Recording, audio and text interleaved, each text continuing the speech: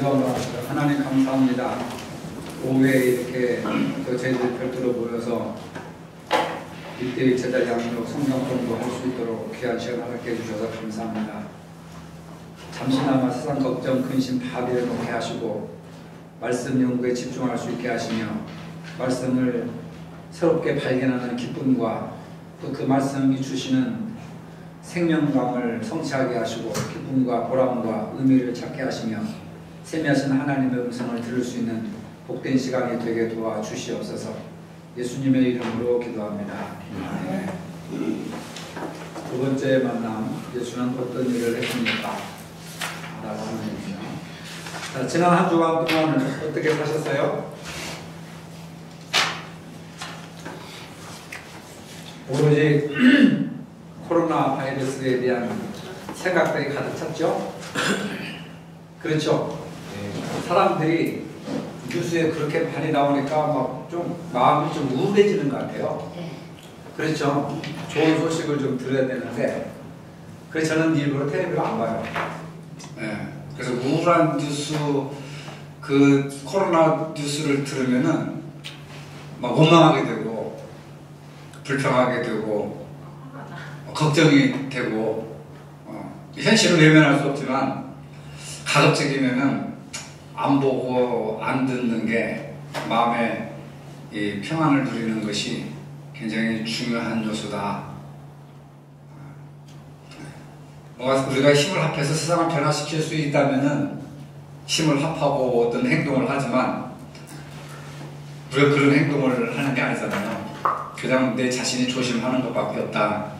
그런 생각을 하게 되고 결국은 개인의 문제인 것 같아요. 개인의 문제. 내가 어디를 안 가고 어떤 음식을 안 먹고 손 씻고 그땐 방송에서 나타내는 어떤 그런 기본적인 수칙을 하면서 지켜야 되는 거지. 우리의 생명은 국가가 지켜주는 것이 아니라 내가 지켜야 된다. 그렇죠? 지금은 그런 게 필요하잖아요. 물론 이제 방역당국에 가서 치료받고 나설 수도 있지만은 그 전에 우리가 개인적인 수칙을 잘 지키면 좀 더 그런 것을 줄여나가고 결국 내 생명은 내가 지켜야 되는 것이지 국가가 내 생명을 지켜주는 것은 아니다. 그렇죠? 개인이 할 수 없는 수준을 넘어섰을 때는 이제 뭐 국가나 이런 권력기관의 힘을 의지해야 되지만 지금은 민폐를 안 끼치는 게 제일 현명한 방법이다. 그렇죠? 여러분 대개 보면 지난 한 주간 동안 바이러스에 대한 어떤 두려움이 있었고 궁금함이 있었고 그런 생각들을 떨쳐버릴 수가 없었죠? 사순절은 전혀 생각이 안 나죠? 그렇죠? 오늘 아침에 났어요? 갑자기 났어요? 교회 와서 났어요? 집에서? 사순절이 뭐예요? 부활주일, 그러니까 지난 2월 25일인가? 6일 수요일부터 부활절 4월 10일까지 주일날을 뺀 40일 기간을 사순절이라. 주일날은 포함 안 되면 40일. 그러니까 주일날은 뺀 40일을 사순절. 왜 40일을 기독교에서는 왜 40일을 그렇게 중요하게 생각할까요? 뭘 근거로 해가지고? 성경에서 뭐 40일 사건이 기억나는 거 있습니까? 예수님 광야에서 네. 40일. 그렇죠. 예수님 광야에 40일 동안 금식기도 하신 거. 그 구약에서는 모세가 45세. 맞아. 모세가 40일 동안 산에 가서 기도하고 율법 받아왔고 광야에 40년 동안 광야 헤맸고 40일이라고 하는 게 큰 의미가 있죠. 그때 이제 히브리어는 숫자가 중요한데 4라고 하는 것이 동서남북을 얘기하는 거예요. 동서남북은 세상 끝을 얘기하는 거예요. 세상. 3이라고 하는 숫자는 성부, 성자, 성령, 하늘의 숫자를 얘기하는 것이고 3이라고 하는 건 4는 땅의 숫자, 하늘과 땅의 숫자를 합한 것이 7숫자. 7숫자는 완전 숫자예요. 그 7교회, 그 다음에 7집사 이렇게 나오는 거예요. 아시겠어요? 아시겠어요? 그러니까 우리 동양에서는 사하면 죽을 사자를 쓰기 때문에 사증 같은 걸 싫어하잖아요. 근데 유럽이나 외국 같은 데서는 사를 좋아해요. 기독교인들은 그러니까 사자를 우리가 싫어할 필요가 없어요. 아파트도 보면 사층 싫어하잖아요. 사층 안 간다고 해서 사람들이 병원에서도 뭐 404호 막 이런 거 싫어하잖아요. 죽을 사자가 있기 때문인데 성경에서는 사라고 하는 개념이 뭘 가리킨다고요? 동서남북 땅을 가리키는 거다. 땅. 이 세상을 가리키는 거다. 천지사방 하면은 동서남북 세상을 가리키는 거다. 아시겠죠? 예. 자, 이사야 53장 5절로 6절까지 우리가 한 달 동안 시간을 드렸는데 다 외우셨어요? 이승훈 권사님. 에바 한번. 예. 그가 틀리면 예. 권사님 다 외웠어. 가만히 있어. 예. 그가 상하면 우리 대학입니다. 예.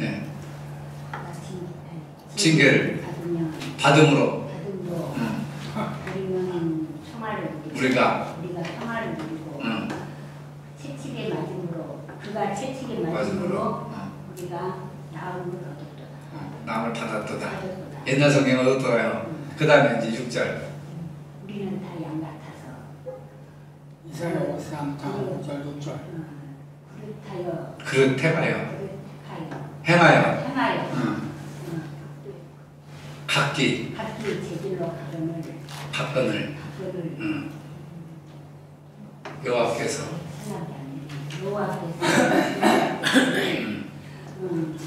우리의 제약을 아니 우리 무리의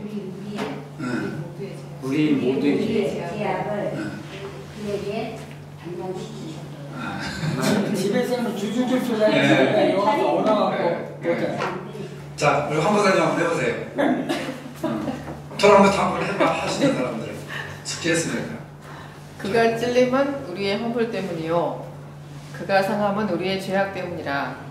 그가 징계를 받음으로 우리는 평화를 누리고 그가 채찍에 맞음으로 우리는 나음을 받았도다.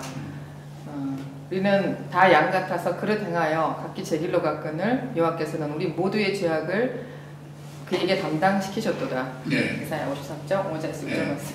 다 훌륭하게 잘하셨습니다. 네. 이 머리는 자꾸 쓸수록 좋아지는 거니까 1년에 한 19절이라도 평생 이렇게 암송을 하면서 하도록 하겠습니다. 오늘 이제 그 말라기서 1장에서 4장까지 오늘 다 말라기서 성경을 가지고 설교를 했는데 오늘 설교를 비롯한 그동안의 말라기서의 성경 설교를 말씀을 드리면서 여러분들 어떤 은혜를 받으셨어요? 오늘뿐만 아니라 지난 3주 동안의 어떤 설교라든지 말라기서를 통해서 하나님이 우리에게 이런 말씀을 하신다, 나에게 이런 말씀을 하신다, 느낌이 있었던 거 있어요? 깨달은 거 있었습니까? 뭐예요? 뭘 알아들었어요? 그래도 말라기서를 통해서 무슨 내용을 얘기하려고 했던가? 권사님 하나라도 이렇게.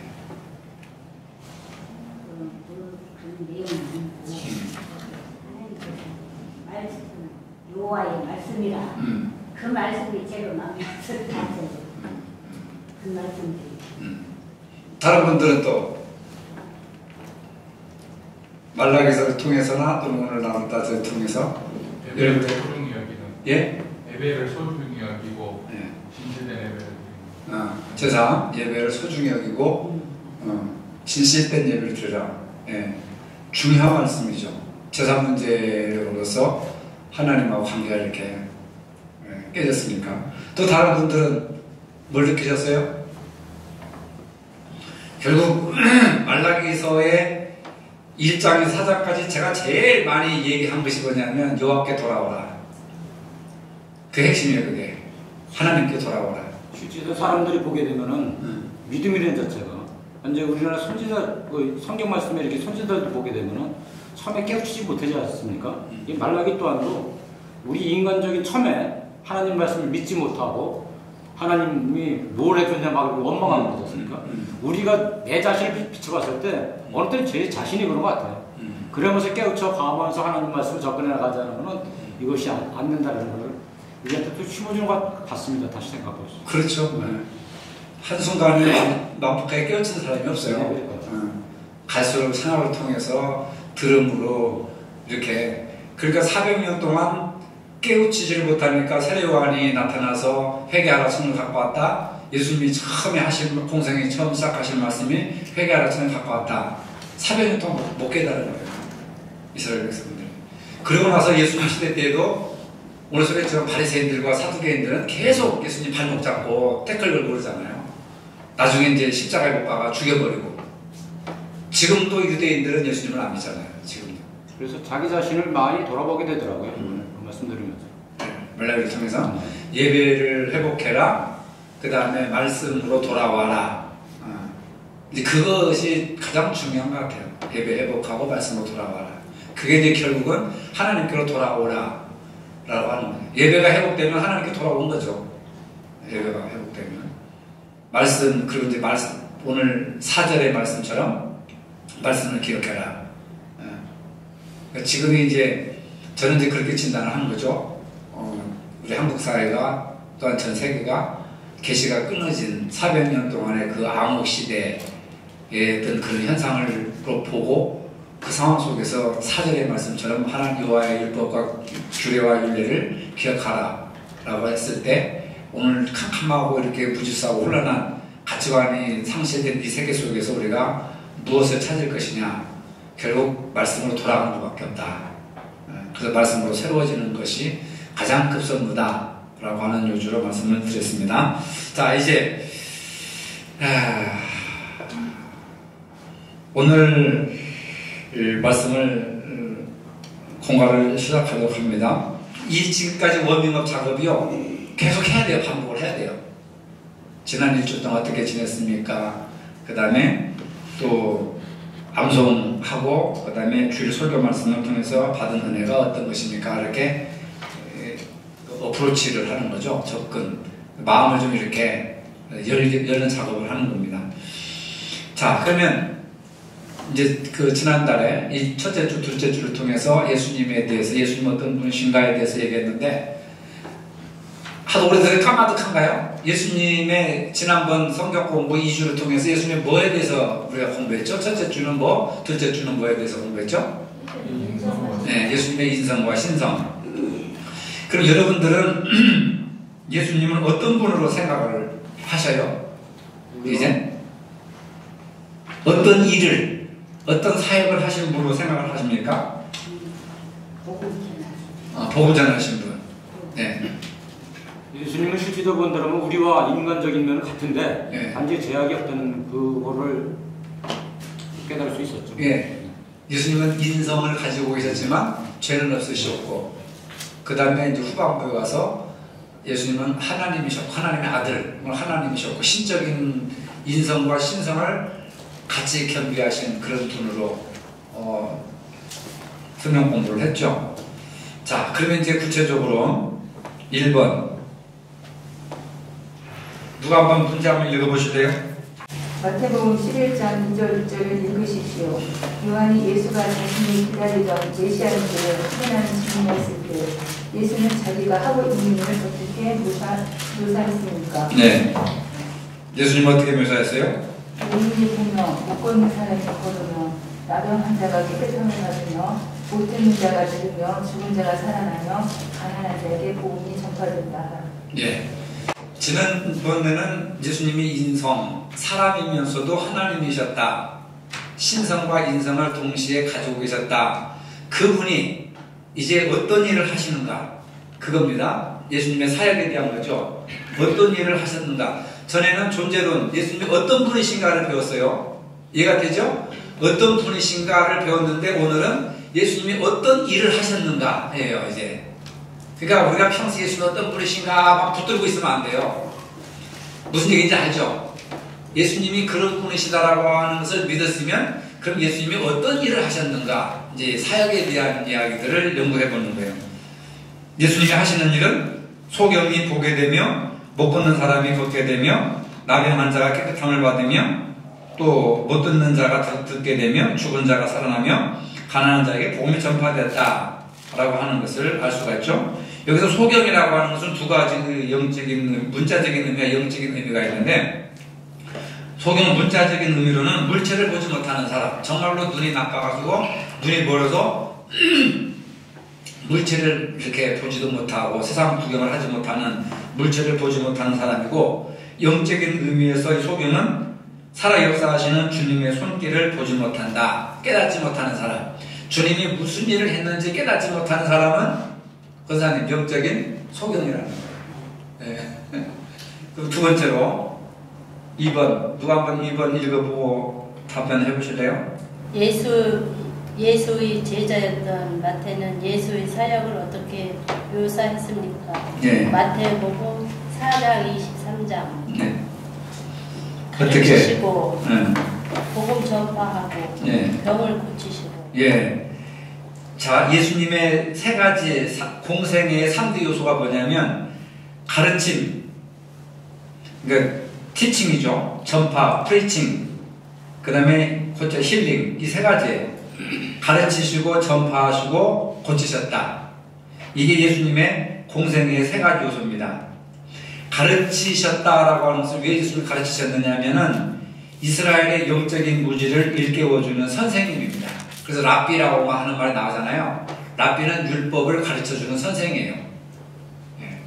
지금 제가 여러분들 앞에는 랍비입니다. 성경 공부를 가르쳐주는 선생이니까 이스라엘의 영적인 무지를 깨우쳐주기 위해서 가르쳤습니다. 그렇죠? 예. 그래서 교회가 하나님의 말씀을 가르치는 일에 힘써야 되고, 여러분들은 또 나가서 제자들을 세우는 데 힘써야 된다라고 하는 것을 알 수가 있고, 그 다음에 두 번째, 천국 복음을 전파하셨다. 복음 전도자죠. 교회는 복음 전파의 사명을 가져야 되고, 우리는 예수님의 복음의 증인으로 살아야 된다 라고 하는 것을 알 수가 있고, 그 다음에 이제 모든 병과 약한 것을 고치셨다. 영육의 치료자죠.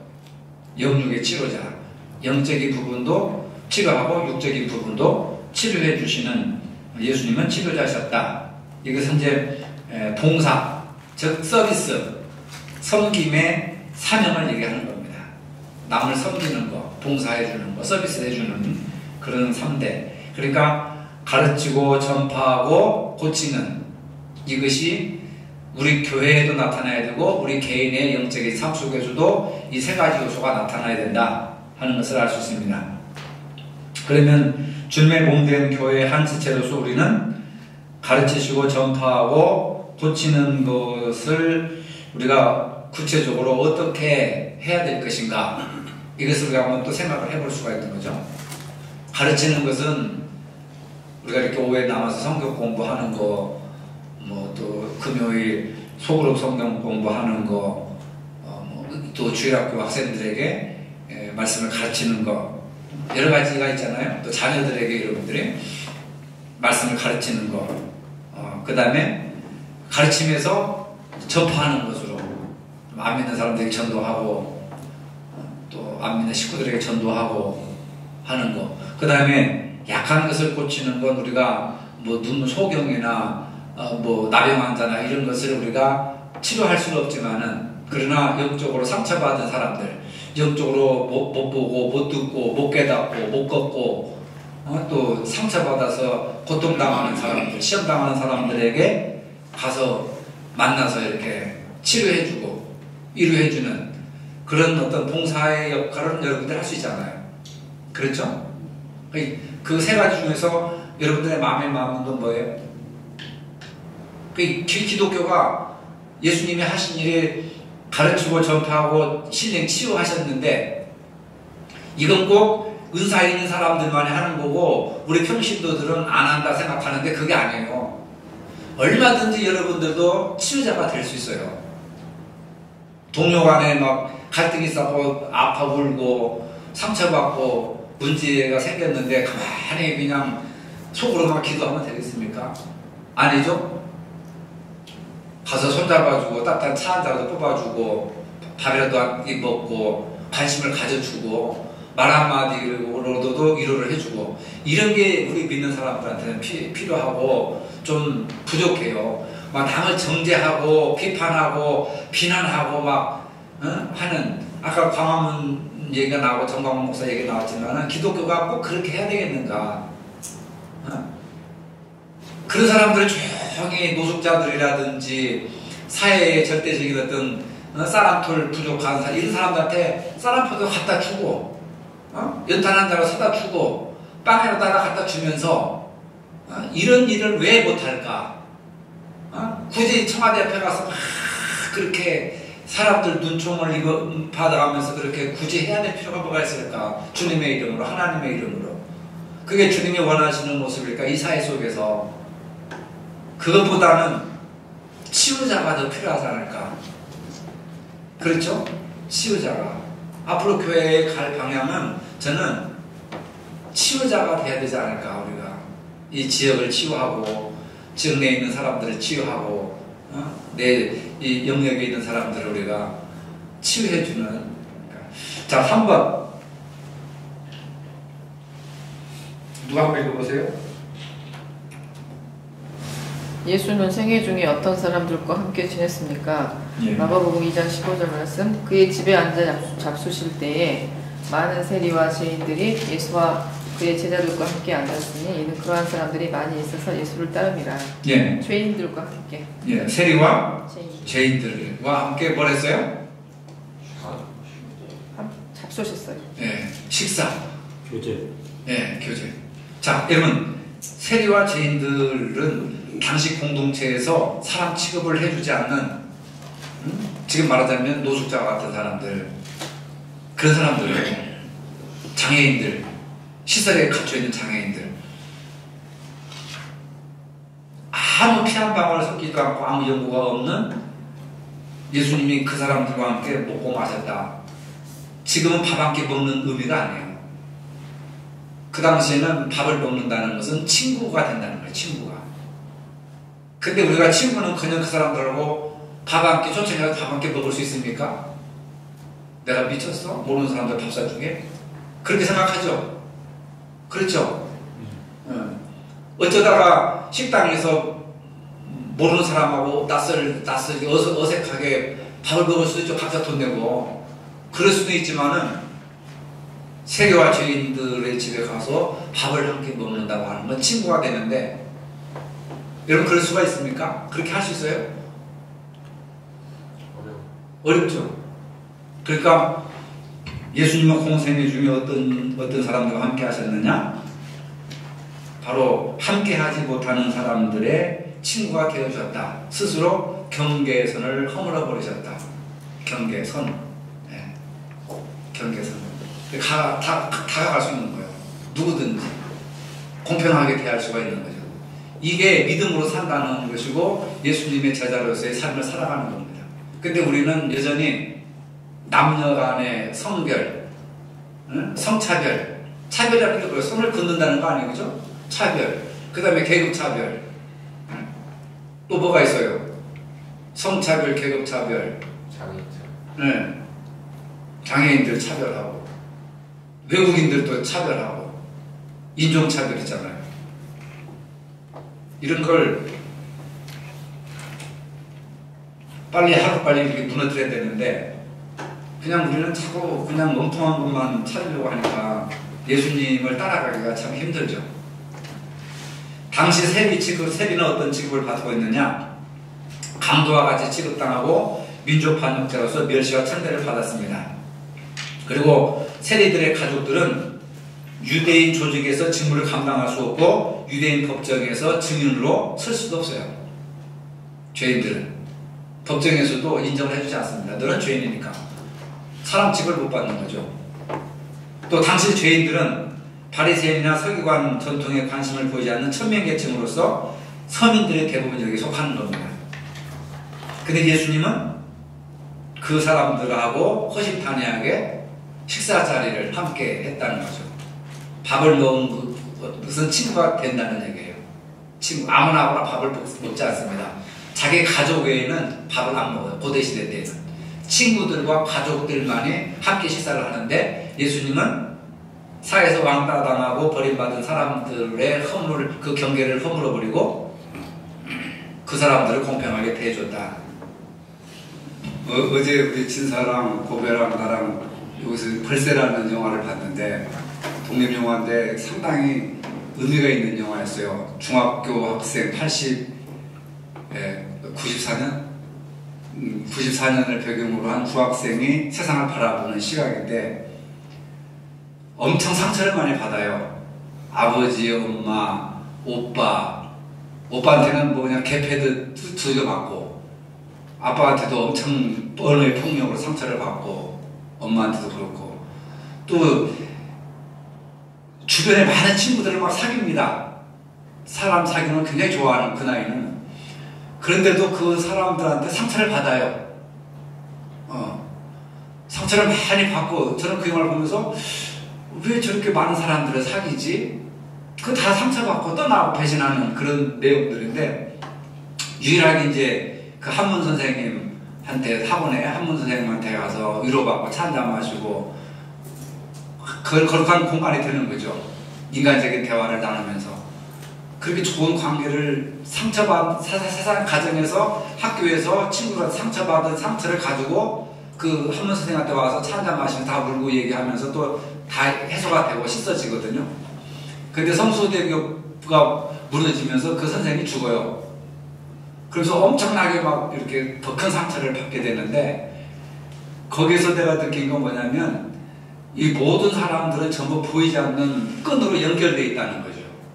나하고 전혀 상관이 없는 그 사건과 그 일들이 벌어지는데도, 성수대교를 통해 무너지는 것은 자기하고 전혀 상관이 없는데도 자기가 가장 신뢰하고 믿었던 선생님이 죽고 또 그것이 자기한테 슬픔이고 아픔이 되는 게, 모든 사람들은 전부 보이지 않는 어떤 신락 같은 인연의 끈으로 전부 다 묶여있다 라고 하는 것을 이야기하려고 하는 그런 어떤 작가의 의도를 볼 수 있었는데, 사람들을 만나면 만날수록 좋은 것을 얻는 것이 아니라 상처를 받아요. 그 아이도 상처를 받습니다.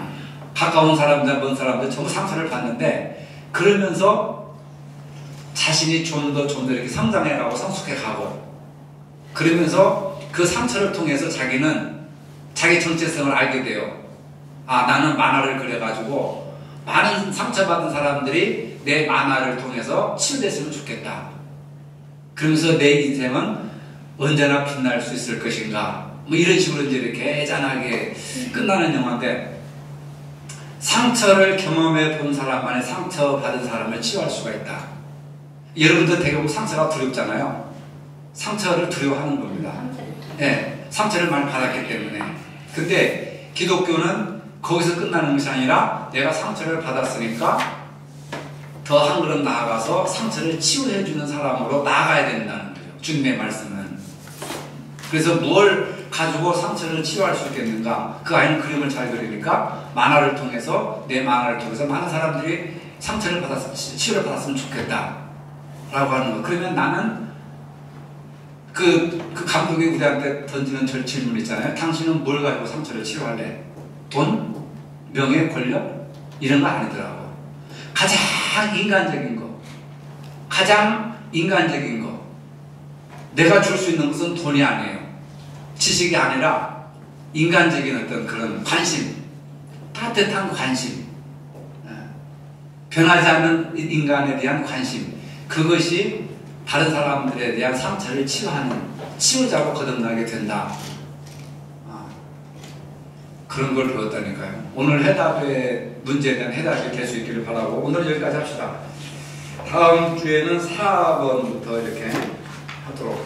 진도 나가는 것이 중요한 것이 아니고, 충분하게 그 문제에 대해서 우리가 대화하고 토론하고 문제점을 하나하나 해결해 나가면서 여러분들이 인격이 예수님을 닮아가는 것이기 때문에, 진도에는 우리 신경 쓰지 마시고 하나하나 이렇게 대화하면서 배워나가는 것이 좋겠습니다.